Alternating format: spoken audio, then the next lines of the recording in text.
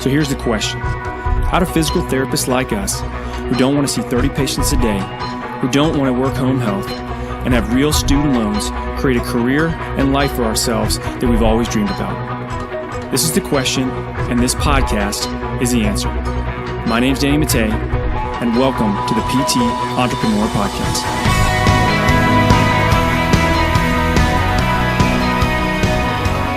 What's up, guys? Doc Danny here with the PT Entrepreneur Podcast, and I am super excited to have my good friend Jimmy McKay on. He probably doesn't need an introduction because he's the man in the physical therapy podcast world. It's pretty soon going to be killing it with other ones, as I'm sure he'll come out and tell us all about. But for now, he is the PT Pintcast head honcho, and we got him on tonight to talk about the business of podcasting, which is an actual business now. It is. And it totally is. And he's no stranger to podcasting, so this should actually be really, really cool for all of us. So, Jimmy, I tell you what, man, for those of us that don't know you, would you mind giving us a little background on yourself? Sure. Yeah. So I was a radio DJ for about 15 years. I worked as an intern for a guy by the name of Howard Stern at 92.3 K-Rock in New York City, back when Howard Stern? Back when Howard Stern was still on terrestrial radio. It was his last summer when I was an intern at K-Rock. I was one of like 15 interns working for the radio station that had Howard Stern in the building, like where the E TV show was shot. That was 93.3 K-Rock, and that's where I was an intern. Yeah, it was made $0 as an intern there for the summer. So you met the guy? Met the guy, yeah. Hung out, got to work with. What's the weird little guy that's always on his show? Like what's that guy's name?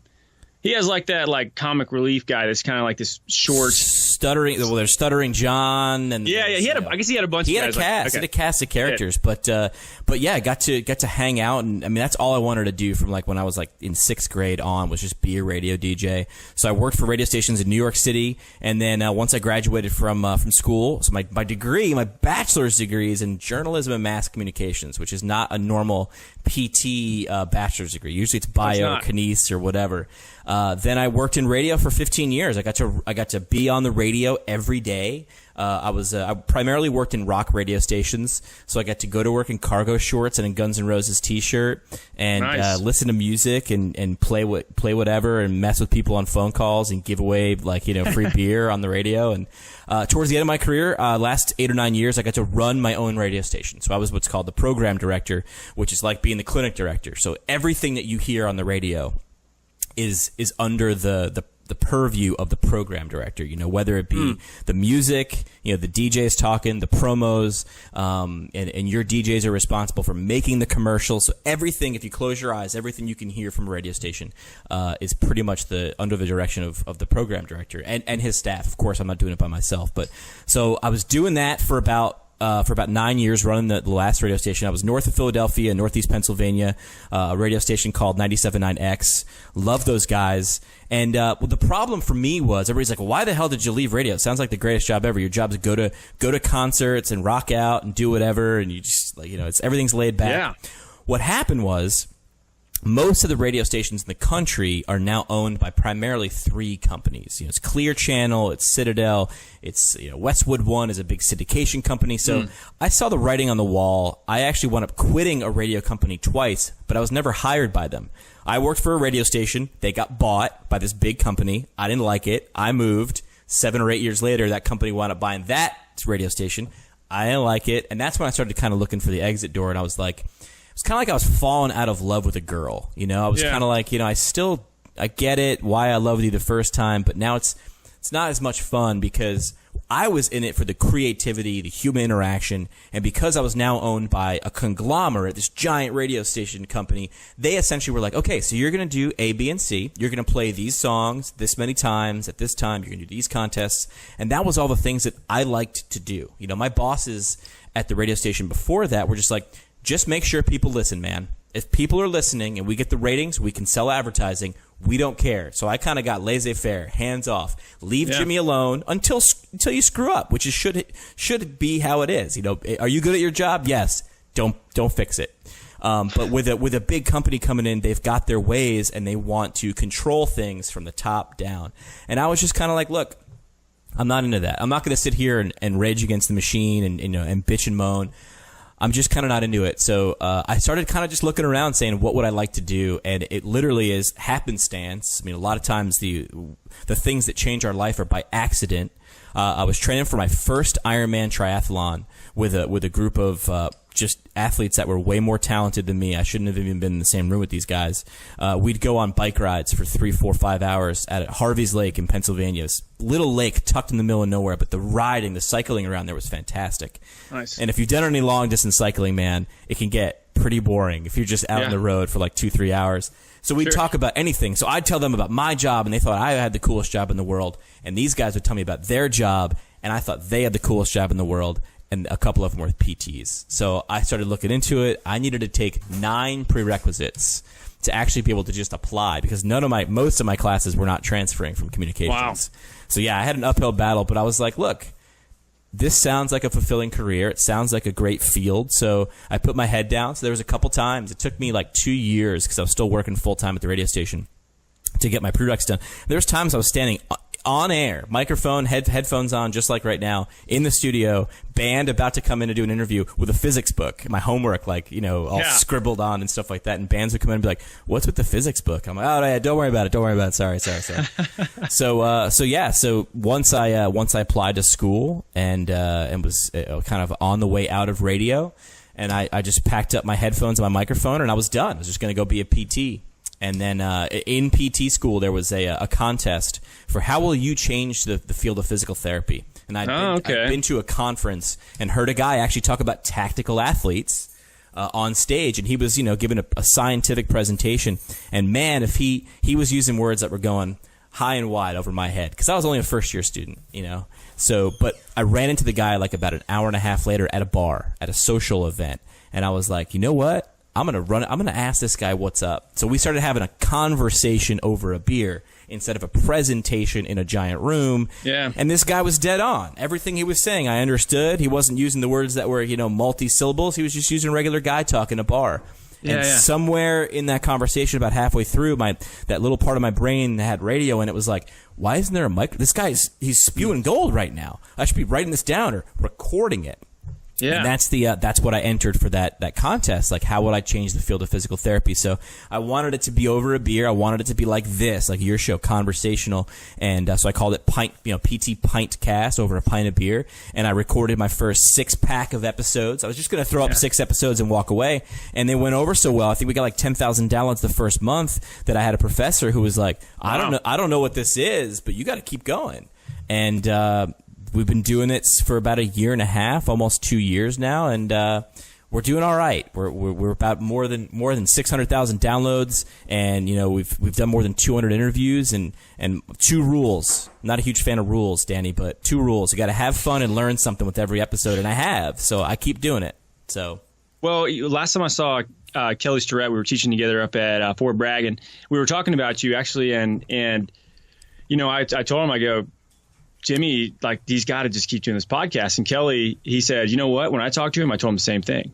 Yeah. And it's because, I'm blushing. Well, I think it's because you do such a good job of highlighting a career a career pathway, I should say, a profession that is not very highlighted within the public domain. In fact, if you ask most physical therapists what they do, or most people what a physical therapist does, you're going to get a ton of different answers. They usually don't even know, right? It depends on their experience with it. So you've done a really good job of taking some of those PTs that are, they're professionals and they've been doing it for a long time, and highlighting them, and for them to be able to express to their peers what they're doing and why it's important, and really help people see why they should be in this field. Yeah. I mean, what I say all the time is, like, the person who comes on my show, you've been on my show twice. The person who comes on my show, that's the star of the show. And I was taught that in radio early. Listen, my boss was like, you can crack a mic and you can talk for 5 minutes and be funny, or you think you're being funny. I'm throwing air quotes up here. But the audience is there to be entertained. But they're, for a music station, I was at a rock radio station most of my career. They're there for Pearl Jam. They're there for Linkin Park. They're not there for Jimmy. But you can interject humor, information. My boss said be TBI, not traumatic brain injury. It was tight bright and informative? Can you be something intelligent? Can you do it in a conversational way or an informative way and get it done and shut up? Know when you've dropped the punchline of the joke or when you've said what you were going to say. Don't go around the block 3 times saying it. Be quiet. So sometimes knowing when to shut up is the harder lesson than knowing what to say and how long, and if you could talk about it for an hour. Yeah, exactly. And, I think you do a really good job of that. And, it's interesting because that could also relate to physical therapy. I mean, I think it's communication skills. And this is something that I actually want to get into with you. But before we do that, I wanted to, number one, see, because you've been out of school now for what, a year? A little over a year? Just under a year. August. Now a year as this is released. Yep. Okay. How is your physical therapy career going? So tell us what you're up to. All right. So I started at a practice a little bit like yours, a little bit like Athletes Potential. Yeah, that's right. Spark Physiotherapy, outpatient, mostly sports based. And I liked it. Liked the guy I was working for, Carlos, great guy. Very, very similar setup. He wound up setting up in an office building's gym. So he got to borrow space, kind of like the same model of setting up inside of a regular gym.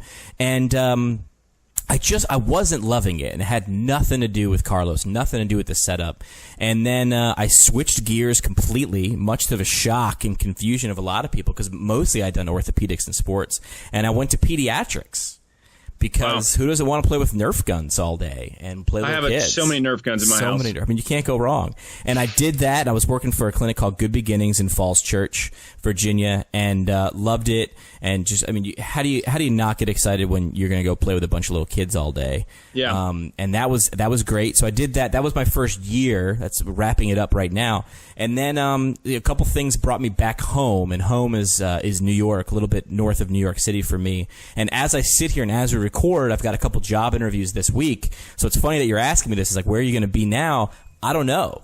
Yeah. So, I'm gonna check it out. So I'll be looking. I've got a couple different areas that I want to go in, but I really do love this thing we're doing right now, which is communicating, and specifically communicating about physical therapy, because number one, obviously I like communicating because of the background, but number two, I believe in this field. I think this field has a ton to still offer that we haven't even tapped into yet. And I accidentally tripped over, starting a podcast and being granted access to talk to people like you, like Kelly Surratt, like Sharon Dunn. I mean, every time I go to turn on Skype and Sharon Dunn's face pops up or Mike Ryman or Steve George at a Duke, I'm like, oh my God, I'm like talking to the people in PT who write the articles and write the books and are thought leaders every single day. And this is my way to, that's why I said I have two rules, have fun. That's great. But learn something. I mean, if you're not learning a couple, and this is not patting my podcast in the back, but podcasts in general, if you're not learning something from a guest you're interested in, you're doing something wrong, or the host, it's on us to ask the right questions, because those guests that we bring in, I mean, they're so smart. They've got a ton to offer that, I mean, I get pumped just before whenever we talk. I mean, I always listen to some real loud music and get me jacked, but then I'm just like, I can't even control it by the time the mic gets cracked. I'm like, I can't wait to learn something. Well, and it's a total different education, right? It is. You can also be kind of selfish. You can ask people, I know, yeah, what you want to know, right? And hopefully other people want to know the same thing, and it's good to ask that. But definitely what you want to know for sure. I'm always thinking while I'm talking to someone or interviewing them, I'm like, in the back of my mind, I'm always thinking, is somebody in the audience yelling into their speaker going, Jimmy, ask this. Why don't you ask this? You didn't ask that. He said this, but he didn't follow up. So I'm always very conscious of the boss is the audience. The boss isn't the guest. The boss is not me. The boss is the audience. So what does the audience want to hear? Yeah, they want to know the general. I mean, I can go read about Danny Mata on, athletespotential.com. Cool. But now I want to get a little bit deeper. So like that for me is always the fun part too, because I selfishly get to ask people whatever I want. So like a lot of times if I'm reading a book or I'm trying to learn about concussions, I rarely go read the book first. I email the author and I go, hey, can we talk?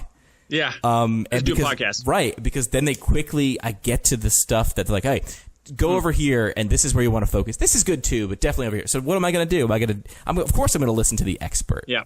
So. No, totally. Well, and this brings us to the business of podcasting, because this is the PT Entrepreneur podcast. This isn't, a physical therapy education podcast necessarily. Right. And it's interesting. in most cases, physical therapists, I think they look at their potential to generate income as very one-dimensional. I can work for somebody, or I can open a practice and see patients. But all of that is centered around seeing patients. Right. So you're essentially, you're a service business. You're trading your time for money, and there's nothing wrong with that. There's plenty of people that can be very successful with that. But there's plenty of other ways we can use our skill set. And you have actually done a really good job of taking your skill set from a previous career and meshing it with physical therapy. So let's talk about podcasting. So what about podcasting gets you excited, and why would anybody think about taking this much time out of their life to start a podcast? Yeah. What about podcasting gets me excited? Number one, my first career was broadcasting. Yeah. But this is narrowcasting. So I love that. Yeah. What gets me excited about podcasting is, if I went on my last radio station and started talking about physical therapy, 99.9% of the audience would not care. They just wouldn't care. But when you crack a mic with a podcast, that it's 99.9% physical therapists, and for me, 0.1% my mom. So your audience. You get to know your audience, because number one, they wind up interacting with us. See, when we do something good or bad, we get called out, and we should. And the other thing is you can really get into some deep, dark rabbit holes about things like PT entrepreneurship. I mean, that's a pretty specific niche. There's not a million people in the world doing it. There's a handful, but they're very, very passionate about that thing. So I love the fact that we can have a gigantic audience, but they all have this similarity. They're all physical therapists. They all have this common bond. So I like doing that, because what you're doing is connecting. I mean, I guess that's what you're doing at the heart of it, is using spoken word about a very specific niche to connect a bunch of people who are all over the place, who may never actually interact. Right. But they dig your ideas, and they dig your guests, and they like what they're hearing. They're interested. Well, what about your connection with listeners? Because okay, let's say you go to a conference and people see you, or they hear your very distinct radio voice. Do they say, "That's Jimmy motherfucking McKay. I got to go talk to him"? I don't know if I've ever had that particular one. No, I have. I mean, and it's it's weird, especially for me, because again, I mean, I'm a PT who's been a PT for a year. By the time this is really a year. So for people to say, for people to ask my opinion on something, I'm like, I don't you should probably go ask someone way smarter than me. I don't really know. But then you do, you open this segment up by saying, there are other avenues for making a career. I mean, you could be a PT educator, an academic, or a clinician, and those were like the three avenues, and that's it. But no, there's a lot. I mean, just the last issue of PT Emotion in July, they're talking about PTs going directly to companies who are self-insured and saying, I can show you that my value will help you save money. Well, now you're a PT for a company. I mean, was that a thing 10 years ago? I don't know, but that definitely wasn't listed in the career opportunities when I was in PT school. So I mean, I definitely thought I packed up the microphone and headphones a long time ago and was never going to get to use them again in PT, and then accidentally figured it out. And because I had a great advisor, one professor who pushed me, and I've had her on the show multiple times, Sky Donovan at Marymount University. She kept saying, I mean, even in the beginning, she's like, I don't know what this is, but this is cool, so keep going, and this is great. I love it. I think other people are going to benefit from it. So again, I mean, I could have had a couple professors who were like, no, don't do it. And I might have listened, but my gut was, I don't know what this is, but it's really cool. I remember one of the first episodes I did was with Eric Mera, and it was like an hour. I kept Eric on the phone for like an hour, and I was just asking like anything, I hadn't really have an outline, but when I hung up, I looked at my roommate who was listening in, and I'm like, dude, it's like 11 o'clock at night, and I am like, I just want to run around the block a few times, because I was just so excited. I didn't know what it was, but I knew it was awesome, and I didn't know how to wield it, but man, that's what excites me about podcasting, is what you can do. Well, what's the key to a successful podcast? Because you've really gotten there, with this one. And I know, you last time we met up in DC, you had told me you're looking to do more than just this one. So what's the key to success with that? I mean, if you really want to break it down, it's got to be the thing. I tell people all the time, I haven't played Wednesday night pickup softball in a while. I don't have, this is my geeky thing. I tell people, like, listen, first of all, if you're listening out there and you're going to start a podcast, I have a podcast is not a great pickup line. Girls will think that you're a dork and you have a radio show in your basement, because that's essentially what a podcast is. I mean, right now I'm at my brother's, kitchen table right now just talking, but it's never going to impress anybody, because saying I have a podcast is really easy because anybody can have one. But being able to say, like, I'm very passionate about it, and here's why, that's the key. You've got to really, really dig it. You've got to really want to wake up and do the work, because just the stuff you're hearing Danny and I talk about right now, we'll pull back the curtain. Danny's going to edit this. Danny researched before the microphone was ever turned on. He had his thoughts in order of what he wanted to get out of it. You've got to it's not easy to guide a conversation, which is another skill as PTs, as we should have, is our soft skills in making sure we can get the information we want out of a patient or a guest. But it's got to be the thing you want to do, because a lot of it, I mean, most of it is not glamorous. I mean, that's the thing is, I'm not putting out videos for people to look at me. A podcast is very, very, I'm a fly on the wall. I'm a voice in your ears right now, which is weird if you think about it. I'm just in your earbuds or coming through your car stereo. It's not glamorous. So the passion has got to be number one. If you don't 100% want to do it all the time, don't start. I mean, I hate telling people don't start, but like, really think about it, because a lot of it is hard work. And a lot of people fall off too. I think that I saw a stat one time that most people make it to about the 4-month mark with a podcast, and then they're done. Which for most people I think the number was about 20 episodes. 20 episodes. Yep, that's the line. And done, right? So you're at 200. So you're well past that, and there's no stopping it. And the fact that this is a business entrepreneur podcast, we would be remiss if we didn't talk about money, because unless you hate money, you do things to hopefully get to a point where you can generate income so that you can, take care of the ones that you love, put food on the table, and do fun shit that money allows you to do, right? We don't do things just for money, but money is something that comes along when you put the most effort you can and all your talents towards something. So the ability to monetize a podcast, and for you to essentially be able to monetize a podcast to the point where it's comparable with a physical therapy salary, that's really, really awesome. I mean, that's something that I don't think most people listening to this would ever think that you could actually make a living off of talking to people through Skype, right? Sitting in your brother's kitchen. Right. But if you think about it, I mean, like, I used to do. I remember. I moved into my first apartment when I was, full-time radio. I moved out of New York to Pennsylvania. I remember laying in bed. This is my first post-college apartment. I'm paying rent. I have to pay the electricity. I have to, remember, I make sure I don't burn the place down. I'm laying in bed and I'm like, I go to work and talk to people and I pay for all this stuff. And in 5th grade, Miss Kostick said, be quiet, because you're never going to get anywhere if you just keep running your mouth. And then I saw her years later. She goes, what do you do? I go, radio DJ. And she was like, that fits. But makes sense. You can't do it. So, is every podcast gonna make money? Now, this took me almost 2 years to get to the point where, I was working 4 10s. I was working 4 days a week as a pediatric physical therapist. And I was working, essentially, I was putting my 5th day, instead of doing 3-day weekends and just going out and getting drunk and traveling everywhere, I was putting together a day.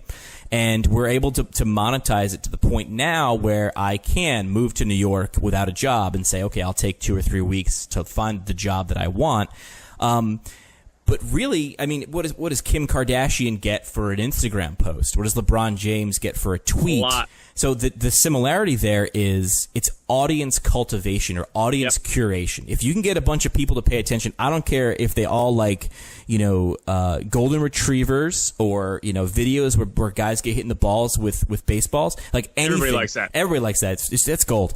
But anything you can do where you can get enough people together to pay attention. The reason I slowed down with pay attention is everybody pays attention to the pay, right? It's the pay. Well, I'm paying attention to your video. It doesn't cost me anything, but it does. It costs your attention. It costs your time. You only have 168 hours in a week. That's all you've got. You're sleeping for a bunch of them, hopefully. You got to work for another one. If I can get you to pay attention to my podcast for 25 minutes, is that worth something? 25 minutes? Oh, my God. Kim Kardashian and, the Real Housewives, they are dying out there to get your attention for half-hour increments, and they make a lot of money doing it. And they should, because they have a big audience. So that's the way to do it. People are all the time like, how do you do it? It's the radio model. Find someone within the field of physical therapy, specifically for us, but anything, who would like to be in front of the audience you have created or cultivated, and you can monetize it that way. But the first part is pushing the rock up the hill. You can't come out of the gates and say, I'm gonna make $1,000 a week, or I'm gonna make $1, because you've got to have something before you can monetize it, or as we've said before, the dirty word, before you can sell it. Yeah.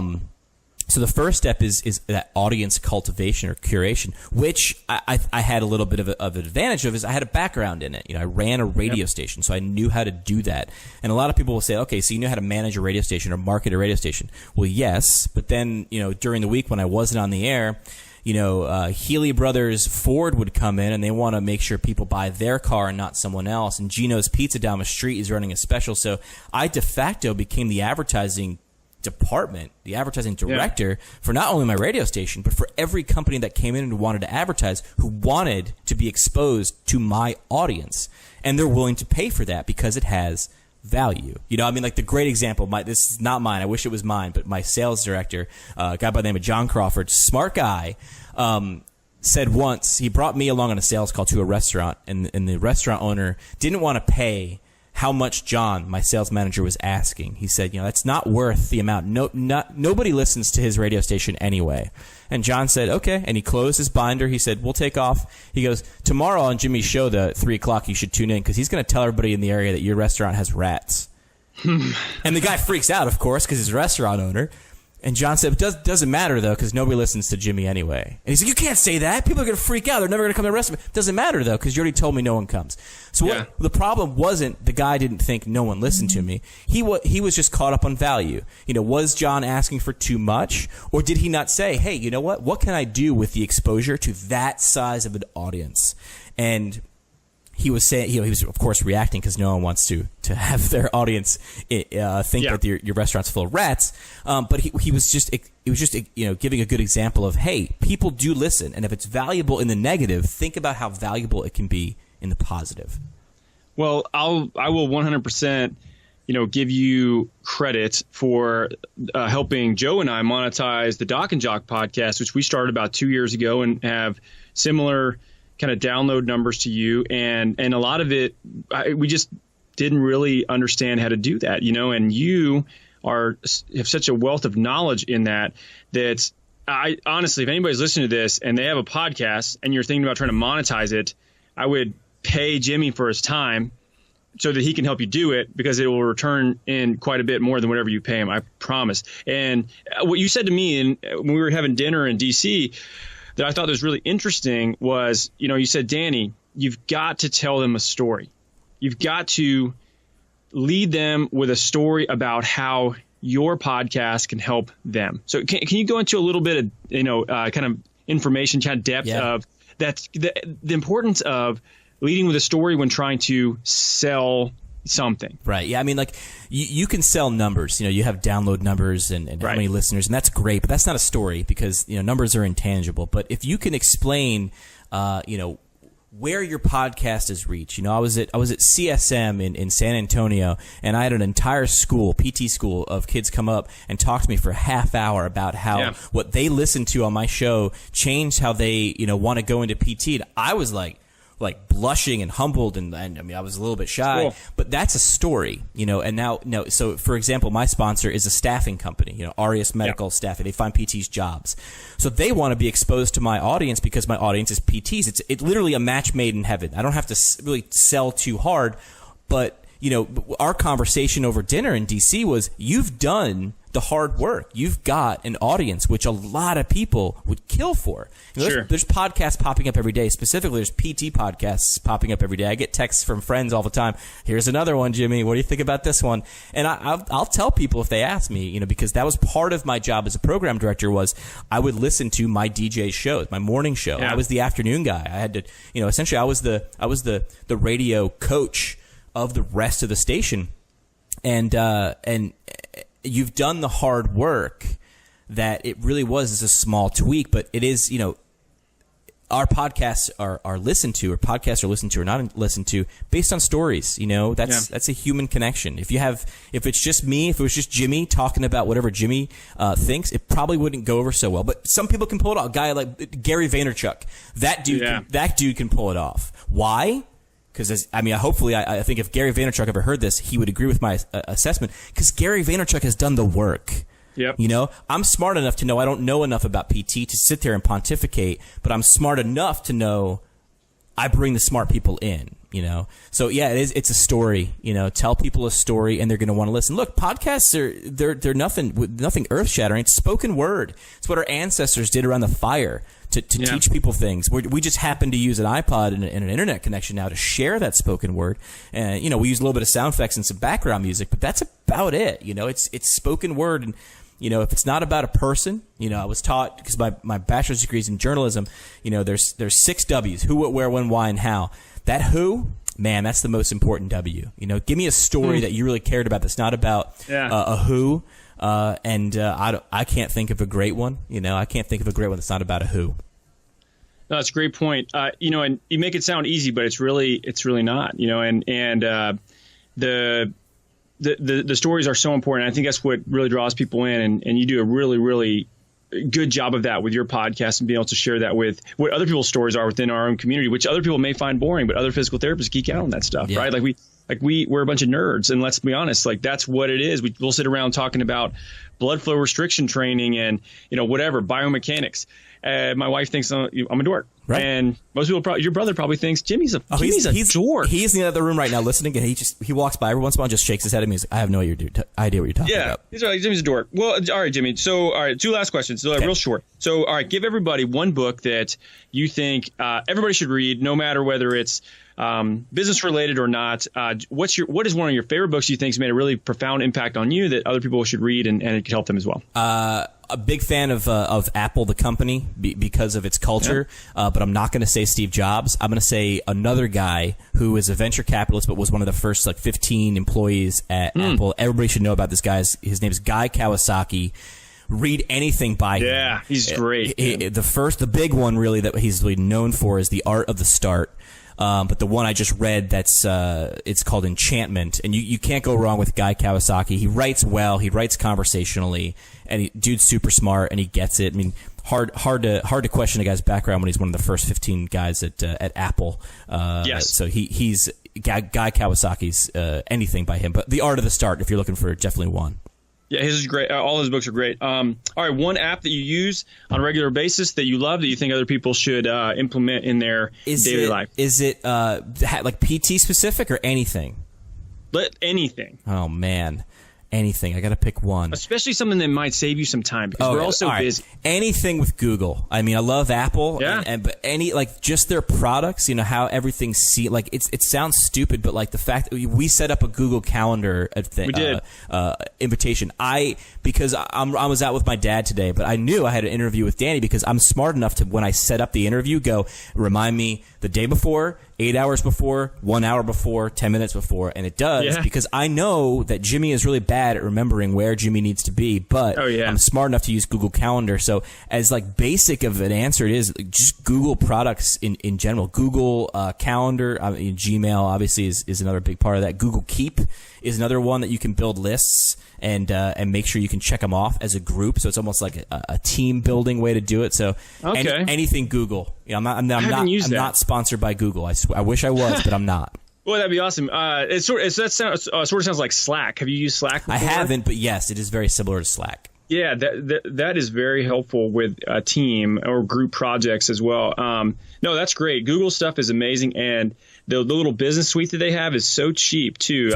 Especially for us. I mean, think about how much an audio download space that it takes up, and that you can put that up in your Google suite and not necessarily take up space on your desktop. So Google is the best. So Jimmy, this has been a lot of fun, man. I'm really glad that I finally got a chance to interview you about this stuff, because you're the one always interviewing everybody else. And you have so many good things to share with everybody.